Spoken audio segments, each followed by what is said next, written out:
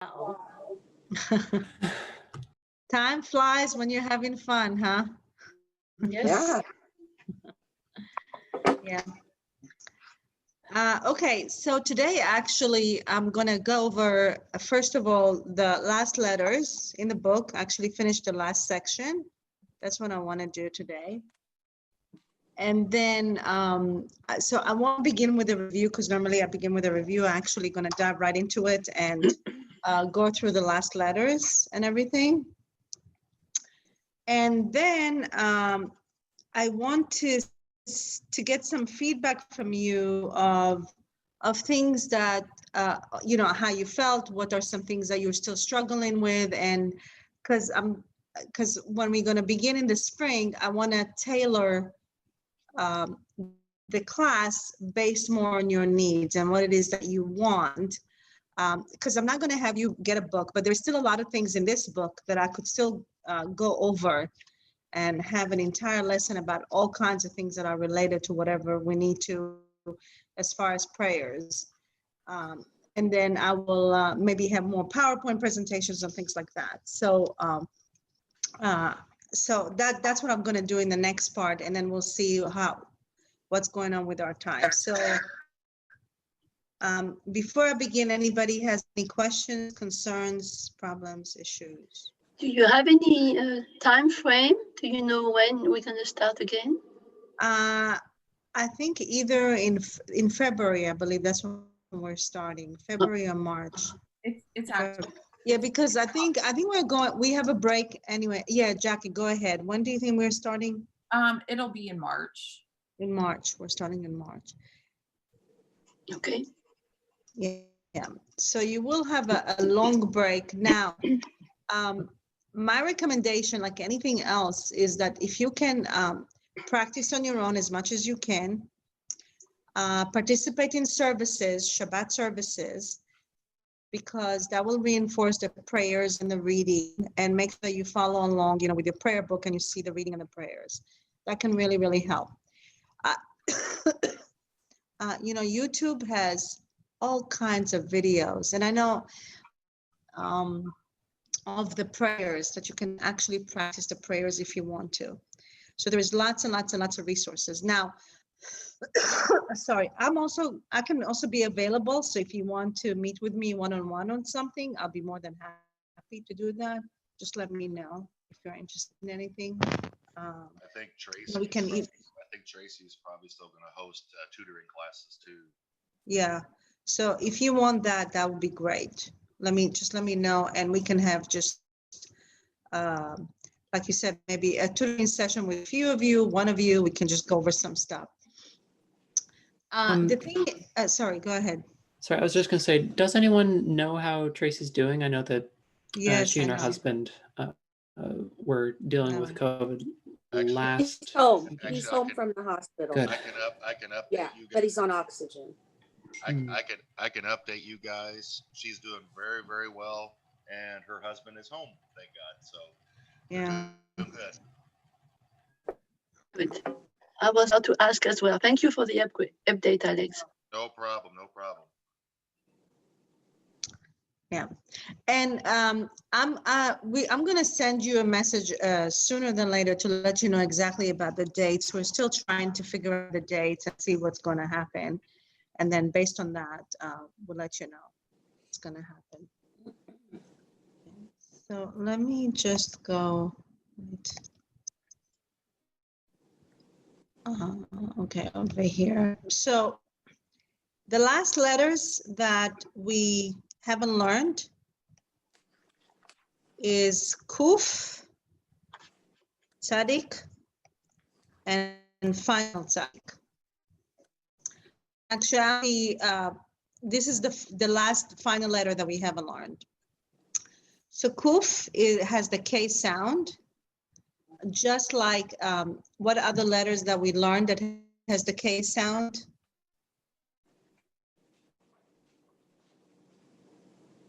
That'd be Koth.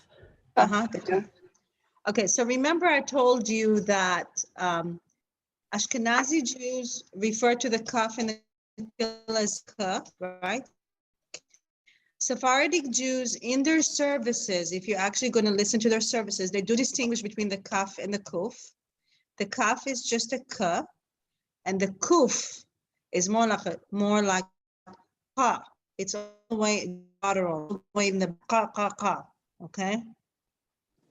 So these are the differences. So remember, chaf and chet. Chaf is ch, chet is ha, Alef is and ein is ah. So I don't know if you can hear the difference. I mean, I cannot even do it. I mean, it's really, really difficult to do it, but this is just part of their, when they chant the prayers, they just do it and you can hear the difference. Most Israelis, when they speak and when they write, you cannot really hear the difference between them. K, tzaddik is like the letter, like pizza, like in the tz in pizza. Okay. Or cats at the end, cats. So let's go over the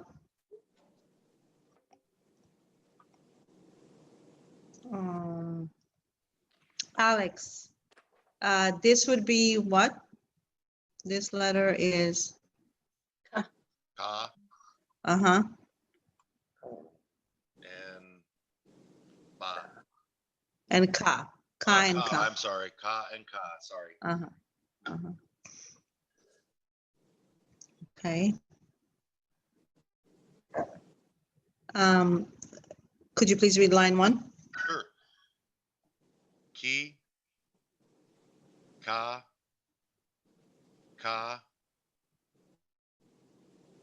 Ko. So, Oh, I'm sorry. Ku.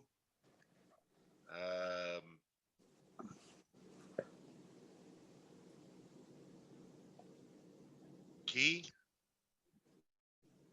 if the that is on, it will be ko. Ko. Ke. Ka. Ke. Mm-hmm. Kal. Good. Ka. Core. It's O. Core. Core. I'm sorry. Core. Okay. What is this vowel? Who remembers? The what is it? Ko? Yeah, ko. Very good. So this is ko. Again, this is a very rare vowel. You won't see it a lot. So it makes sense that sometimes you will not remember it. So it's one of those vowels that is rare. And it will be much harder to see. Okay, line 2, Jody. Kam, hen, kat, kol, koa, Mm-hmm. kahal, kava. Very good. All right, line 3. Let me see. What do I have on my? Sorry, line 3.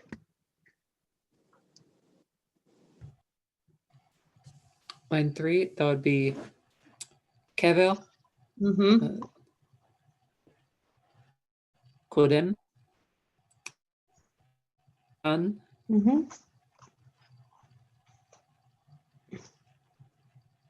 Makayim, Very good.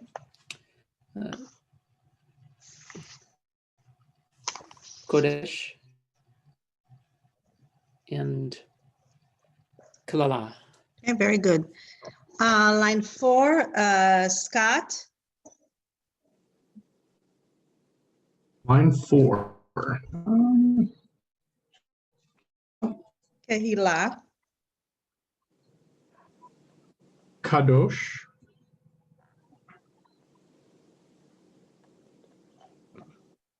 Kiddush. Mm-hmm. Kadesh. And Mikdash. Okay, I want you all to look at these 4 words: Kadosh, Kiddush, Kadesh, Mikdash. Remember that we talked about roots, that there are 3 letters that, like in a word family. What are the three letters that you see in every one of these words that it's the same? Kuf Shin. Kuf Dalet Shin, very good. So if you know the root of Kuf Dalet Shin, and that Kuf Dalet Shin means, so Kuf, let me do it this way. Kuf Dalet, like this, Kuf Dalet Shin, right here, Kuf Dalet Shin. This one is obviously all Kuf Dalet Shin, and this is all Kuf Dalet Shin, right?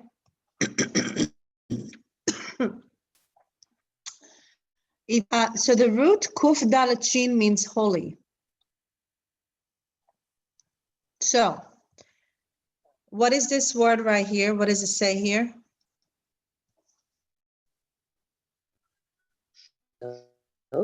Kadosh, very good. Kadosh means holy. I don't know if you know that there is one of the blessings that we say Kadosh, Kadosh, Kadosh, Adonai Tzevaot, and we actually rise up with our toes because we want to be close to God's presence. And this word right here, what is it?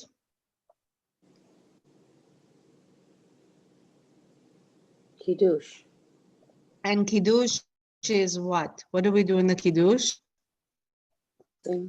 Blessing for the wine, right? Okay. We're actually sanctifying the wine or making the wine holy. When we talk about Shabbat, we talk about the holiness of Shabbat. So we talk about God being holy and Shabbat being holy too, right? So actually this root, the Kadosh, is a very, Kuf Dalet Shin is a root or words that are repeated a lot in the prayers because we talk a lot about God's holiness, Shabbat being holy, us being holy just like God. So it appears a lot. And so I just want you to remember that. And actually in the book,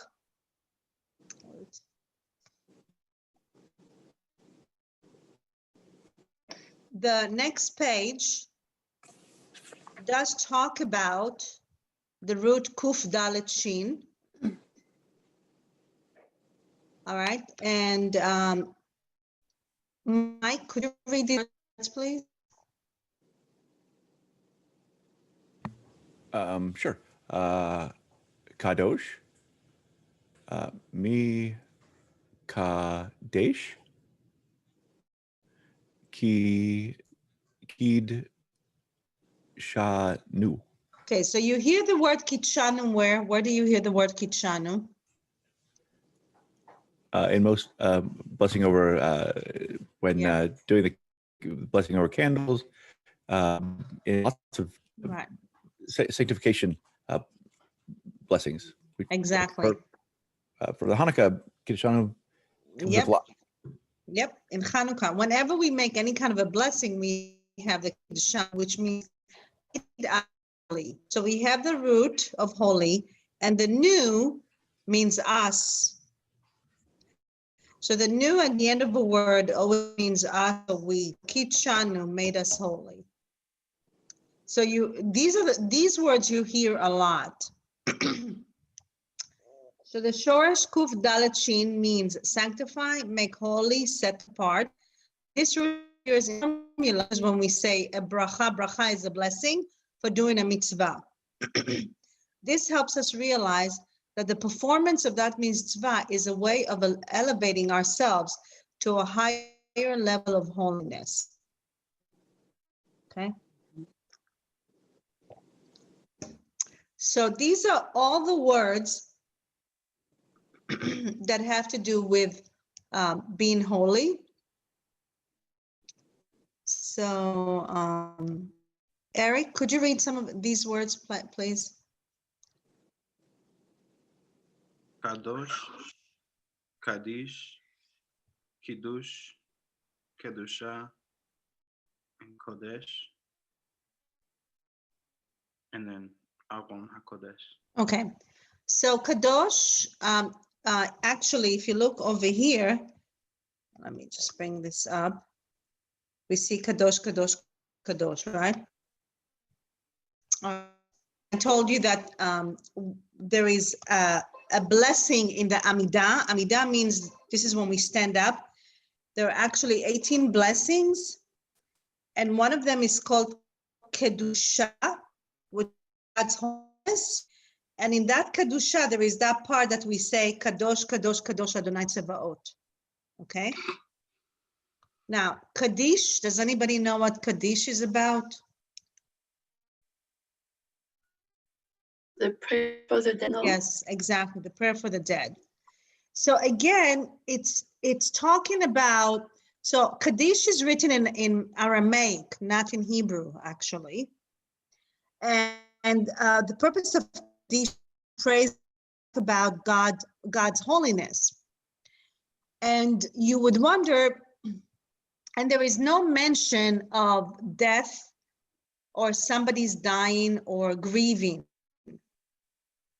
The entire Kaddish is blessing God and glorifying God and saying how great God is in a way. And the reason behind it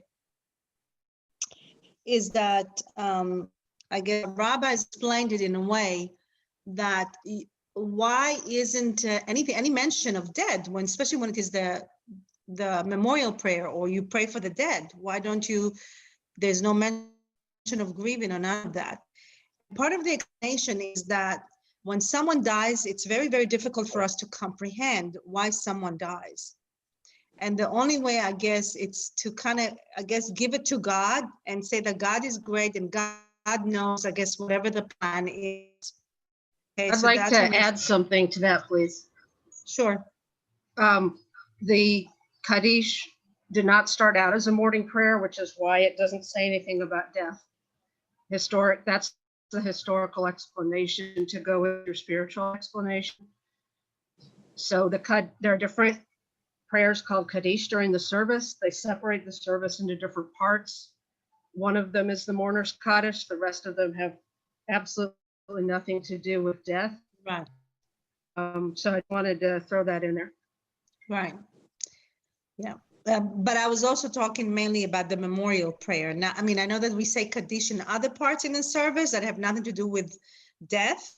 And there's only times when in the service, Kaddish when it is strictly for the dead. Yeah, Okay. but not everybody believes, not every Jewish person believes that God has a plan for the world and that that's why we would sanctify God's name when somebody has died. There's no historical connection because that prayer already existed before mourners started saying it. I just feel really strongly about that religiously. Okay. Thanks. Good to have you, Tracy. What? Good to have me. Oh, thank you. Yeah, how you feeling, Tracy? Everybody was wondering. Oh, thank you. I feel just like I'm getting over a head cold. So I'm pretty much fine. My husband's in the hospital from Tuesday to Friday, but he's home now and watching some fishing shows. So yeah, it's going to be a slow worry for him. He's got oxygen here. You know, can't really do a lot yet, but you know, we'll get there one step at a time. One argument about Judaism at a time.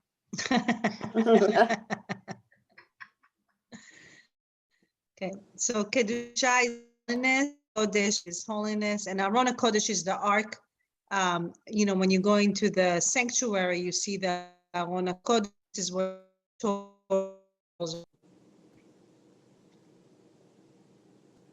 okay, so we're going to read some of these phrases and we'll go back to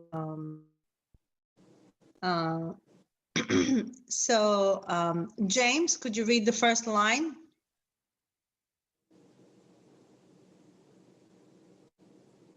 Okay. Kadosh.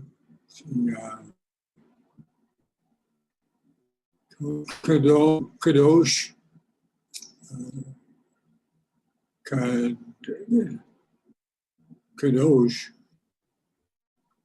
And Kadosh. Very good.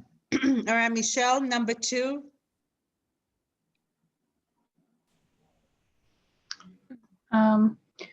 Nekadesh et Shimcha Ba'olam. Okay, so which word in here has the holiness? The first one, Nekadosh, Right. Kadesh. Nekadesh. So Nekadesh means we will make your name holy in the universe. That's what it means here. Nekadesh et shimcha. We will make your name holy in this world or right here. Okay, and then Kate, number 3.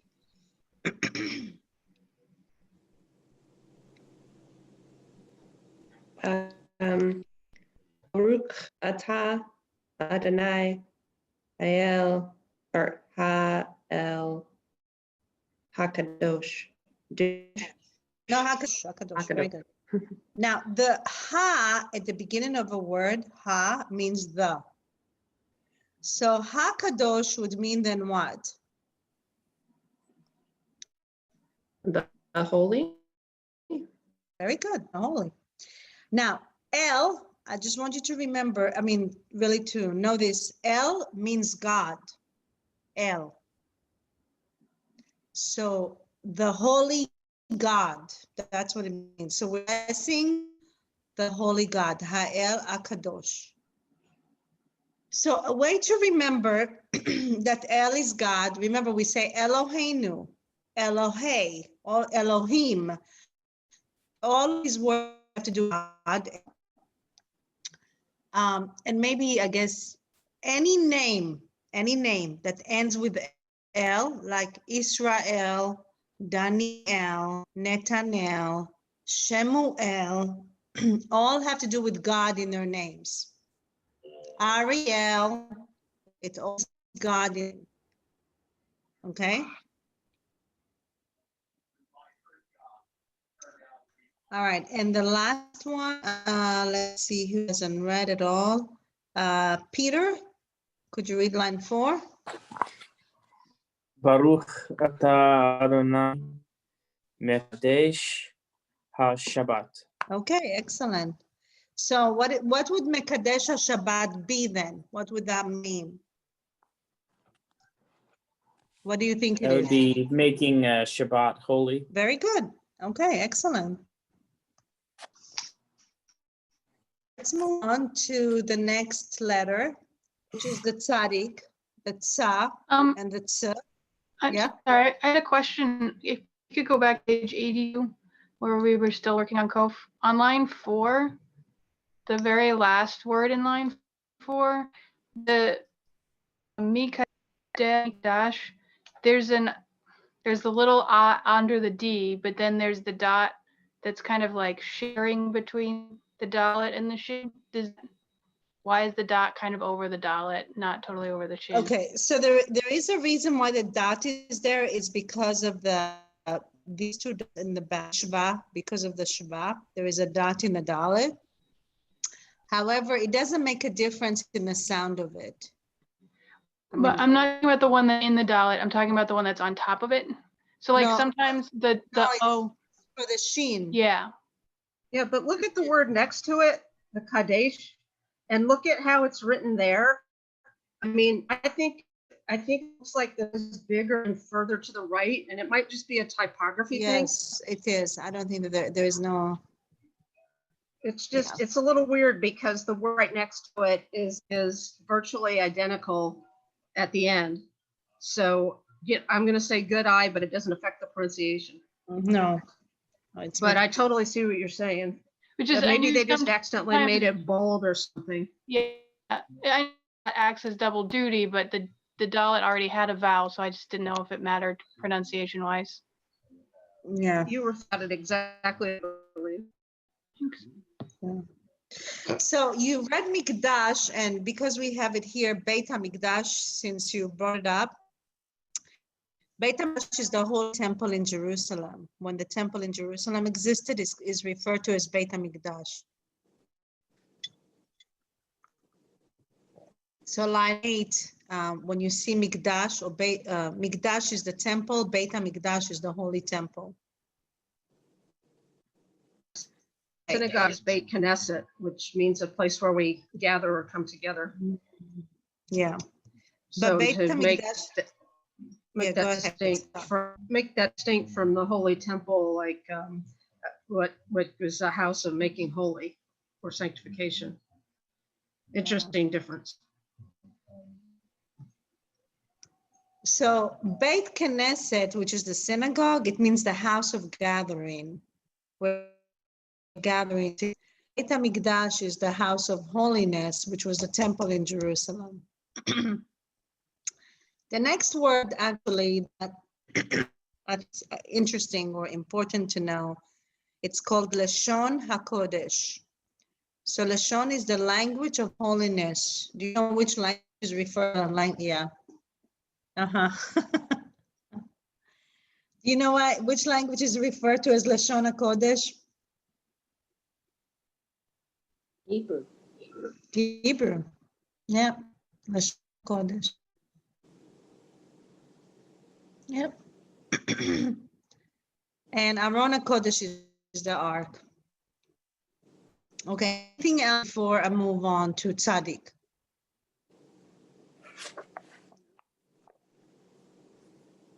Okay.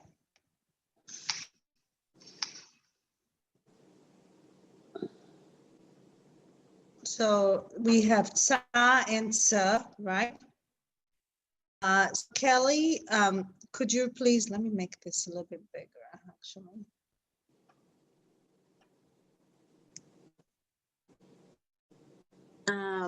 So Sa, Su, Zo,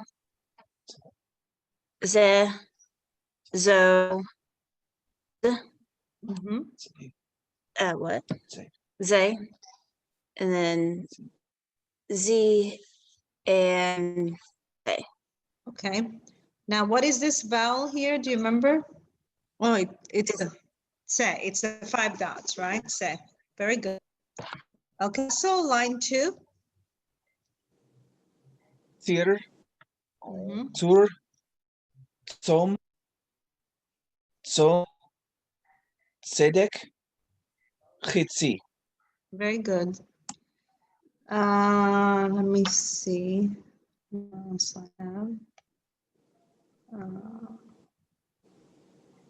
Lion, number 3. Zel, Zav, Zav,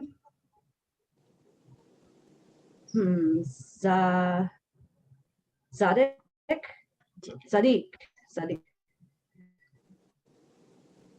Zadak. Oh, that almost tripped me up. Azar,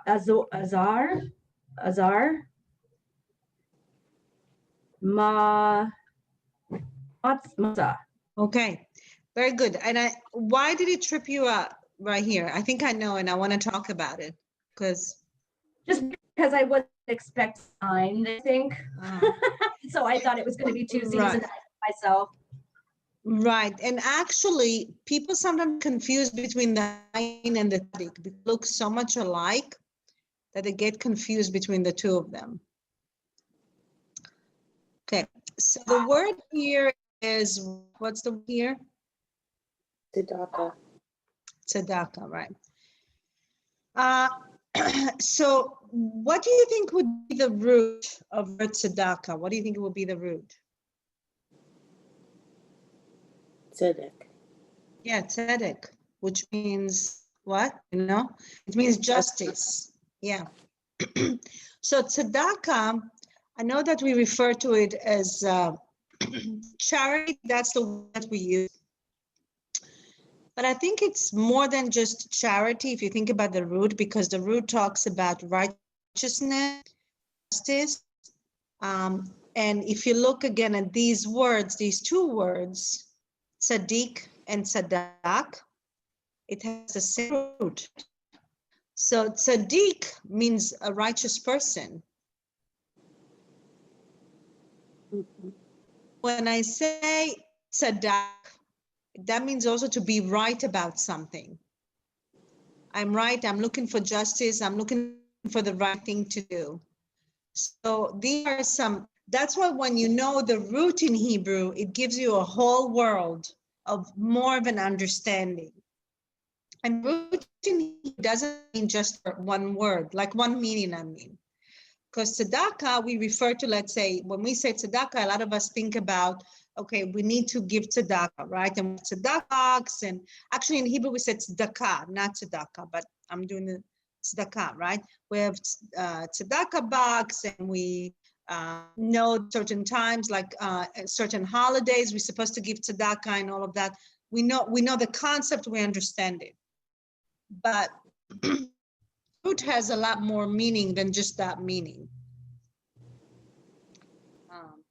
Okay, and this word is? Oh, tzitzit. Yeah, and tzitzit is the fringes in the talit.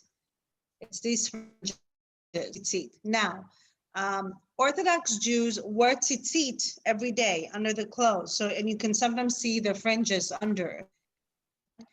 When we have our prayer shawls, the talit, we have the tzitzit anyway in the prayer shawl. So that's a tzitzit. And when we actually put a tzitzit, there's a blessing to say for that. Wait. This word, Zion. Have you heard the word Zion? Okay, it's Zion, and it's referred to what? Israel. The land of Israel. I don't know why it says Sinai. It's Jerusalem, actually. Zion is Jerusalem. It's a poetic name for Jerusalem or Israel. And that must be a typo. Yeah, that is. I don't know why they put Sinai. I'm not sure. But Zion is Zion. It's Jerusalem. So if you think about Zionism, it came from the word Zion. Zion, you know, Zionut, Zionism, came from the word Zion.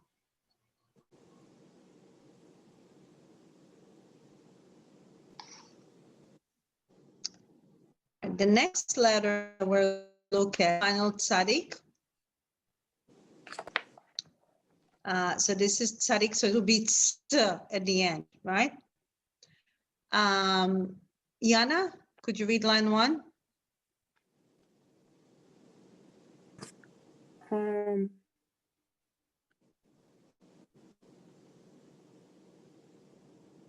This is an ayin. Etz, right? Etz. Bits. The vowel is O. Bots. Very good.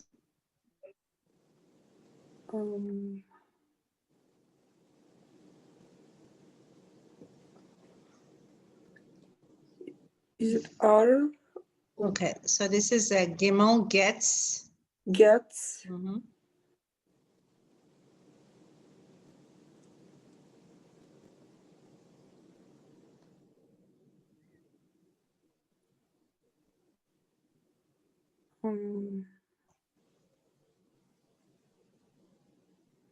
Cats. Cats.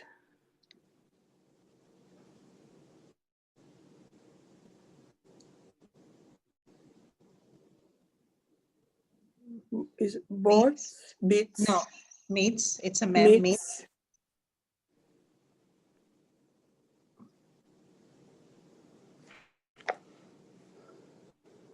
Rot. This is tzitz. Tzitz. Tolitz. Halutz. Oh, halutz.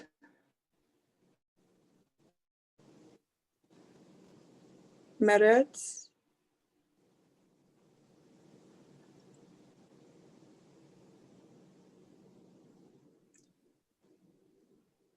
Haaretz. Haaretz. Haaretz. Okay, so Eretz is land, and Haaretz is land. Eretz. And in line 2, we see the first word as being what? Eretz. Eretz, which is land, Eretz. And then what does it say here? Oh, Eretz Israel. Eretz Israel, which is the land of Israel. Eretz Israel. And this is how Israel is referred to. So Eretz, Zavat, Chalav, Udvash. And I don't know if you heard this term before or not. It's the land of milk and honey. You know, there's even a song about it. Eretz, Zavat, Chalav, Udvash. Have you heard that before? I don't know if you have. But Israel is referred to as the land of milk and honey. Does Zavat mean fill with or something like that? Zavat, I'm sorry. What does Zavat mean? I'm not sure, actually. I mean, I think that it actually, no, I do know. Zavat means that it's overflowing. Yeah. Overflowing Like, with, yeah. Overflowing with milk and honey. Oh, right. I remember I've seen it translated. Yeah. Is the land that's overflowing with milk and honey. So Chalab and Dvash is honey. Now, the Dvash that we refer to in Israel, it's not necessarily just a Dvash from the honeybees. Do you know which Dvash we're talking about when we talk about in Dvash? Actually, what is it? Dates. Yeah, dates. Yeah. Okay. And the milk is goat milk? I'm sorry? Traditionally, the milk would be goat milk rather than cow milk? Yeah, or sheep, yeah. Yeah, goats or sheep, that makes sense. Yeah. Slightly less delicious, but if I tasted it, I might like it. Yeah, goat milk is not really great, but cheese is awesome. I love goat cheese. Yeah, me too. It's one of my favorite. Yeah, goat milk. I mean, I tried one time when I was in Israel. I guess it's probably the new thing that they're trying to be. They made coffee with goat milk. It was disgusting, I have to say. It was horrible, disgusting. I couldn't drink it, but. Number 3 is a blessing. So, Eric, could you blessing number 3? Baruch ata Adonai Eloheinu melech haolam, borei pri haetz. So pri haetz is the fruit of the tree. So every time we eat if it grows on the tree, we say borei pri haetz, like apples or peaches, whatever that is, borei pri haetz. Okay. Let me see if there's anything else I want to. Okay, I'm going to skip all of that. These are some Siddur phrases. And I think that we did work on 2, 3, and 4. So I do want to review 2, 3, and 4. So I'll read 2.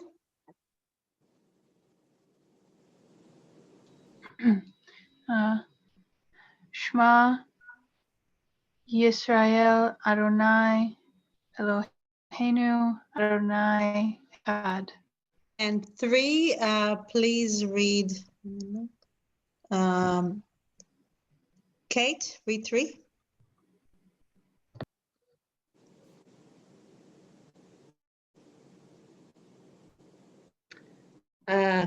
Baruch Ata, pardon? Baruch. Oh, Baruch At Adonai Ham Varak.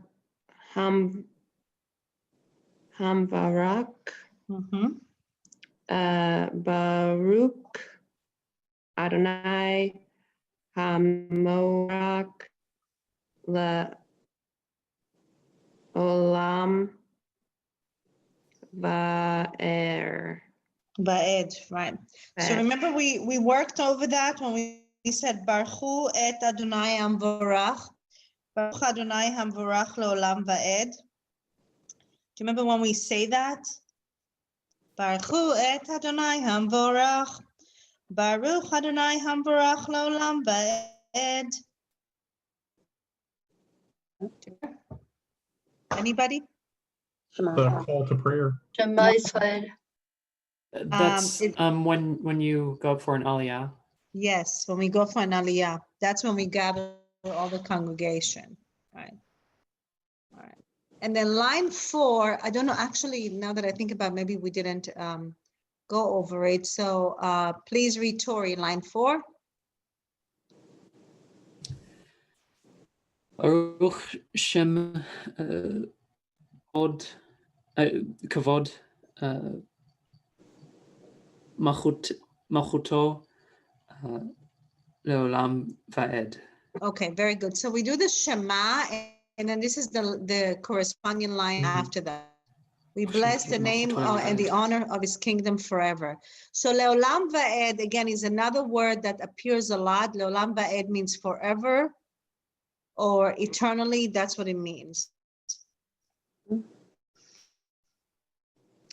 Okay, so let's look at this root. The tzadik, vav, and hey, which means has the short, this shorish means to command, a commandment.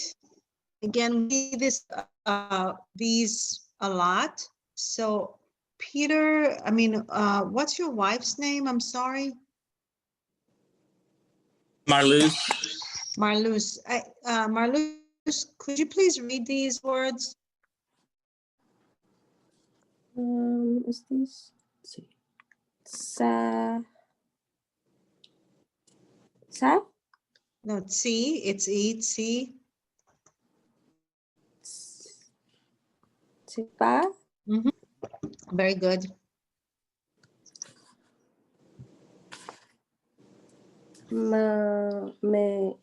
Yeah.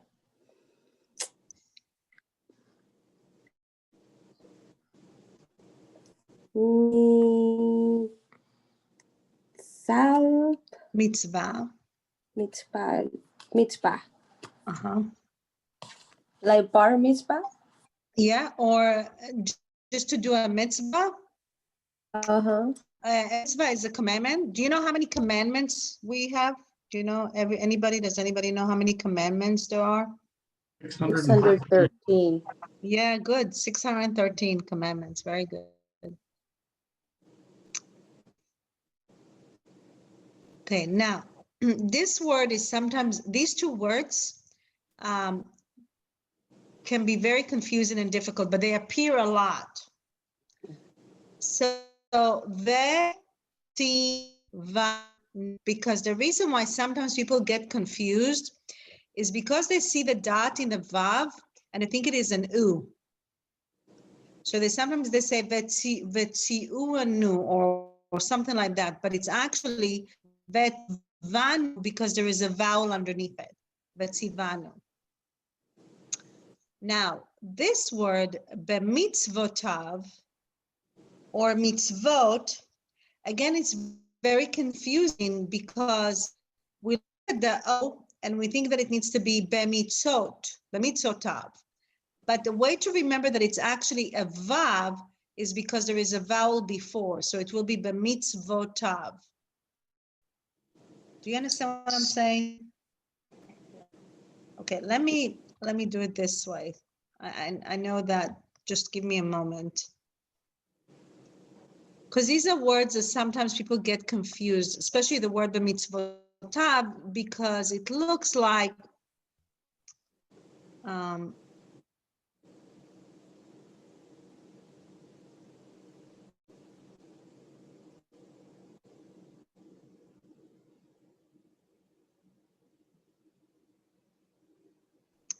sorry, I'm bringing up, I should have opened it before, I'm sorry. What I like to do in that situation is look to see if there's a vowel with the letter. Like in the third one, Vitsi Vanu, we've got that ah vowel under there, so there's going to have to be a consonant to plug that vowel onto. So it's going to have to be va, and we can just disregard the dot inside of it. But it is tricky. it also helps when you recognize words like Vitsibanu is a word that we hear a lot. And that can help us in reading to recognize that there's a V sound in there. Mhm. Okay, so let's look at the mitzvot over here. So because there is a vowel here, then this becomes a vowel. And a way to think about it could maybe make it easier if you were to think about it this way. Be meets, okay, and I'm going to make a space, a dash. I'm going to put a dash intentionally, and then that will be like the vo, okay. And now the other rule that I want to talk about is the ending, tav. We learned up until this point that when we have, let's say, a situation like this, we call it a tie, right? Tie. So sometimes people confuse and they try to say tithe. No, it's actually just tav, like there is no you. Mitzvah tav. You know what I'm saying? So even though there is a yud there, it doesn't matter. You ignore the yud and you go to the. So is there any way to predict when that situation will occur? Is it every time that there's a vowel and a yud before a vav, or? Yeah, every time there is a yud, this situation, the yud, and the vav, it's av, and not iv, it's av. Is that always at the end of a word for both of those? It's always a double word.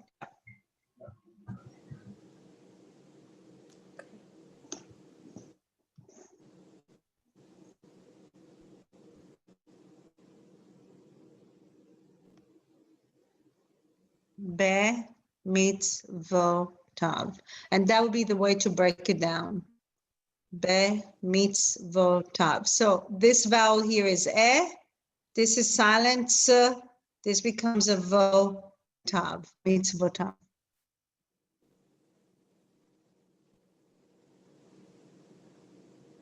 And I know that this word appears. It does appear a lot. But sometimes you still get confused on.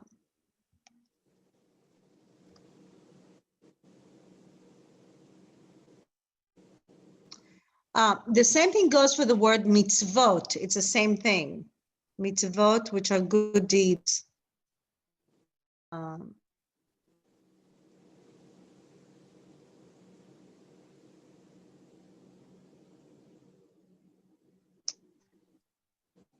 So we call mitzvot also good deeds, obviously, right? Mitzvot are commandments and good deeds.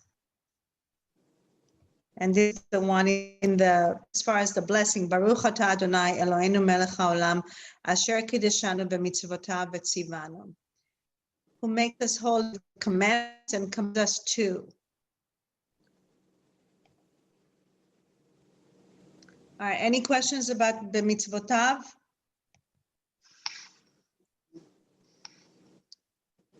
Okay, and I think this is a tikva.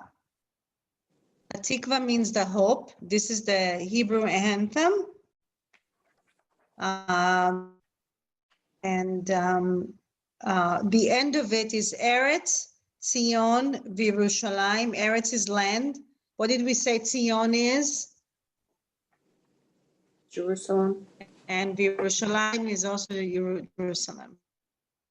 That's why I think Zion is all of Israel, but no, it's another name for Jerusalem. Okay. Yeah, I'm almost for sure. I mean, that's what I can. Isn't Zion a mountain or a hill? Isn't that the hill that the temple sat on? Zion. Yeah, it's Mount Zion, right? Mount Zion, which is in Jerusalem. Right. The temple that I went to, the synagogue I went to as a kid, was Har Zion. Yeah. Well, I think poetically it signifies the whole land of Israel, but is in the sense that the part stands for the whole. But that there is a Mount Zion in Jerusalem, that makes that make more sense as a literary expression. I'm not just, so in other words, you Zion in metaphorically or literally, you're taking the word for a very specific place in Jerusalem and you're generalizing it to the whole land. Okay, so in Wikipedia, but I have to go back and look. They sent it there to both and individual. However, like you said, there is Har Zion, which is Mount Zion. It's in Jerusalem. Okay. I mean, we're not Zionists because of Jerusalem. We're Zionists because of the land of Israel. You know? Yep. So it's using the part to refer to the whole and using that whole as the part to refer to the larger whole. Yeah. Again, I think An Israeli turducken. we should ask the rabbi actually. Synecdoche. The Yeah, part the stands rabbi. for the whole.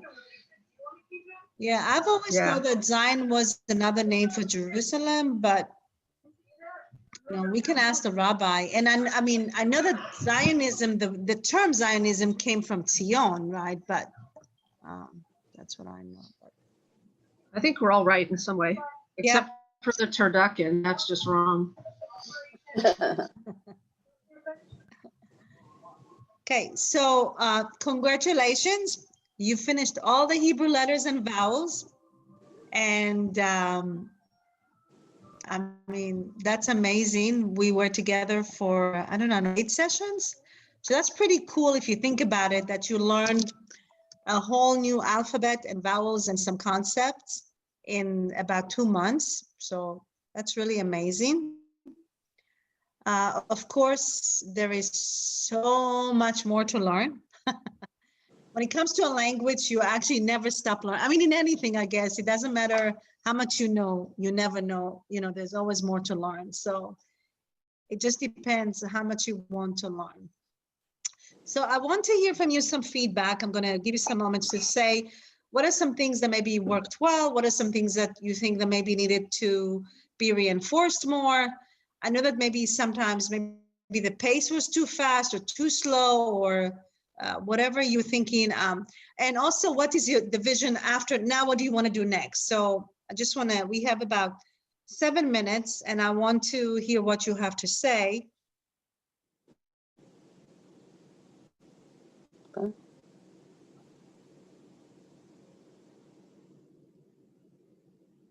Who's going to talk first?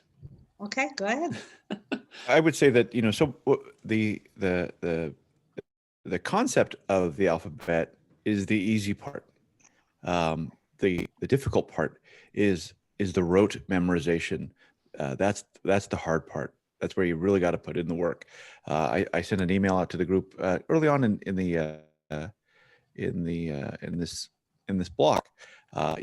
I found it immensely helpful to take out my pencil and an 8.5 by 11 piece of paper and write out Alef and say Alef, and move over a tick and write Alef and say Alef, and fill up a whole page of Alefs and move on to the next letter. We see children doing that, and that exercise isn't childish because children do it. It's because children are learning how to do their first language. There's no shame in doing that as an adult. Just because you understand the concept of an alphabet doesn't mean that, okay, you checked off that box and now you can easily absorb language or a new alphabet. It doesn't work like that. You still got to go back and rely on rote memorization. Our textbook has spaces for filling in, like what I was doing with the 8.5 by 11 piece of paper. I can't express strongly enough how useful that exercise was for me. I agree. Learning the concept of what the letter looks like, what sound it makes, is easy. But pounding that into your head, especially the older you get, I noticed that the younger people in our group tend to pick it up very fast. The older people in our group are a little slower. You really got to drill it. when you're older and when you're younger too. I'm really proud of everybody, just watching people develop their fluency and accuracy in reading. It's just amazing, and I wish that we could all go to the synagogue together and just to see you read these whole sentences from prayers is just terrific. Also, to the people who feel like you're struggling, you will get there in your own time. Don't give up. Don't be discouraged. Anybody is welcome to reach out to me at any time about anything. And Tori, did you want to say something? Yes, this is sort of as a counterpart to Mike's comment. What I've personally found helpful both in these sessions and in practice sessions with Tracy, that I think, oh, puppy. That has helped me in addition to just putting in the legwork, something that can make that process more efficient. I've learned with this language and others is having connections like to, specific words and phrases, and especially bits of grammar that can help, fix those connections in your brain. So, for example, talking about how, the suffix nu, is talking about us or to us and stuff like that, or the meaning and, ha meaning the, and these, especially these phrases from the Siddur that are either already familiar to us or becoming more familiar to us. I think leaning on those, or when in the text, like telling us what these words mean, so that's not just an abstract set of symbols and sounds, but more driving home a connection of this is what that means, which helps things stick a bit more. Mm-hmm.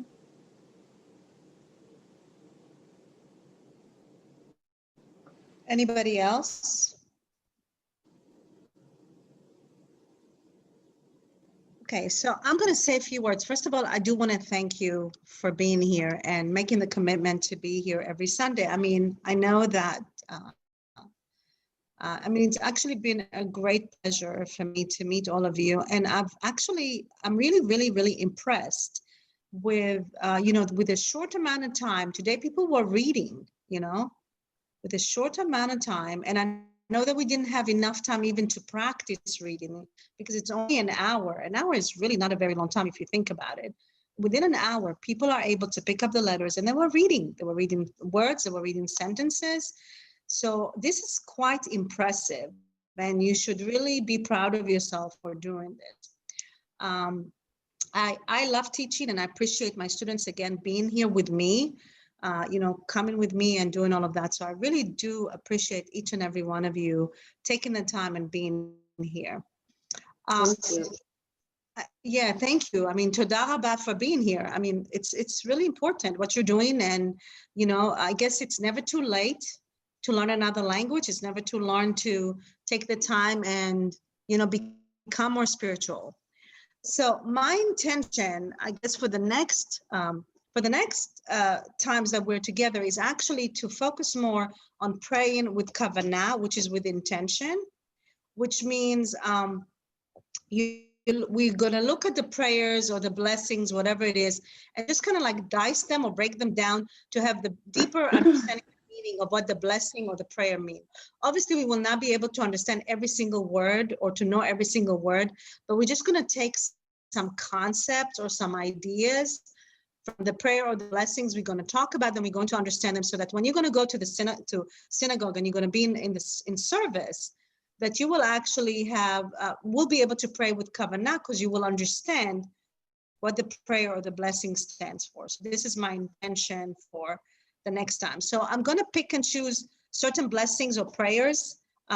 Again, as I said, I'm still going to refer back to the book, because the book does have still lots of stuff that you can go over and learn more about Hebrew when it's related to the Leshon Hakodesh, to the holy language, Hebrew.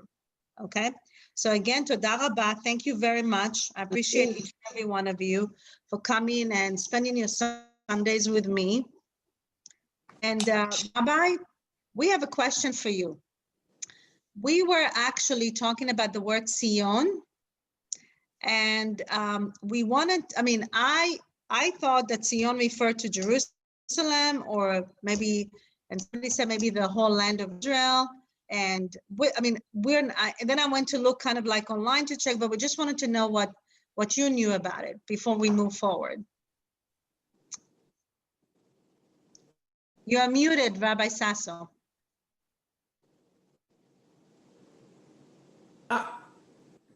So that's the way that somebody would like me. Muted, right? Perhaps the word Sion is one of those words that has expansive meanings. It has what my professor Robert Gordis used to call a nucleus of origin and a protoplasm of imagination. So originally the word Sion refers to the city, to the core of Jerusalem. From there, it becomes associated with the whole city of Jerusalem. And then it becomes a designation for the land. And you know that the movement of return to the land of Israel acquires the name from the word Sion, and it is Zionism, or in Hebrew, Tzionut. So the word begins as a designation for a core place in the city, in what is part of the larger city of Jerusalem. It's associated with the capital of King David, and then it expands from there. So it's like the word America. You know, when we say America, most of us think the United States because we live in this country. But you say America south of the border, and everybody south of the border considers him or herself an American.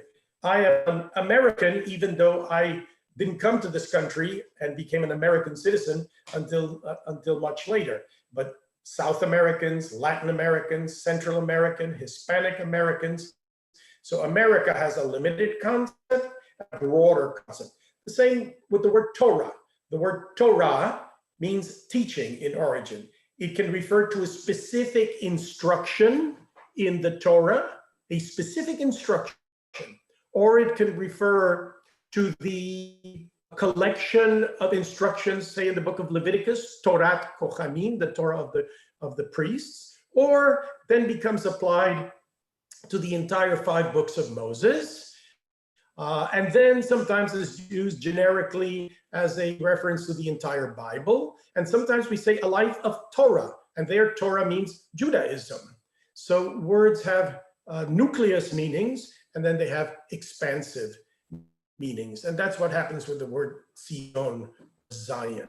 And the Hebrew original letter is not a Z, not a Zayin, but a Tzadi, right? It's a TZ sound, Zion, Zion. Yeah. Thank you. I hope Thank you so much. So Rabbi, would you say that the word Zion is or is not unlike an Israeli turducken? An Israeli what? Turducken. You'll have to explain that term to me. It's a chicken inside of a duck inside of inside of a turkey. Okay. Yes. If that's what if I understand what you're saying, it is something that has concentric meaning, concentric levels of meaning and expansion. Is that what you're saying? I see. Okay. See. Well, thank you, Dina, for teaching. And I know that many of you will continue with Dina for the weeks ahead. I'm going to tell you a little bit more about what's ahead on this side, but let's allow a few people to join in, and let's gather back in, say, 3 minutes or so. And Hag